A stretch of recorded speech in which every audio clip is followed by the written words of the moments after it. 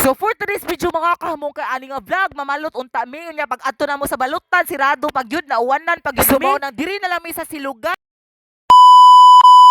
So before ta dito natugpa sa silugan, kuyugi sad ko ninyo sa among mga kaganapan, kuyug ako maig-agaw pagpadung diri napita nga video padung gyud ni kawanon pero okay ra gihapon basta kaon ang hisgutan aw atak gyud ang tanan. Para sa mo kahibaw mga kamong ginvite ri ko ani nga vlog kay mga un mi untag balot nya wala may balot aw largo na lang mi sa silugan. Mao dito akong ig-agaw nga si Kankan og si James. Sa gusto mo tanaw sa live ni James sa TikTok, ako lang ibutang dito sa comment section. So ani nga video na abot na mi diri sa silugan kay gidimalas man mi nagpaabot pag gyud mi kay dugay kay ni hunong ang uwan. Pagtuwak sa uwan aw smile ginagmay pero nibalik nitong uwan so mo nang balhin na lang mi dito lingkuranan dito dapit sa tubangan sa silugan. So ayaw mo kalimot ha sa gusto mo tanaw sa live sa akong ig-agaw ako nang ibutang sa comment section para pod updated mo og i-follow niyo siya para makabalo mo dira dahil kay naghuwat na pod mi sa among order kay nag-order naman mi ana good. Grabe kay ko ka grateful og thankful sa ako may ig-agaw kay bisan wala ko'y kwarta kay gi-invite ako nila. Salamat gid kaayo ang Ginoo na mo balo sa inyong kangaayo kabuutan. Sa nagtanaw ni nga video basin gigutom sad ka time na sa dinimo nga mo ari ka diri sa mamasilog bana ikaw dali ari na diri basin gigutom ka barato ra lang pagkaon ya lami pagyud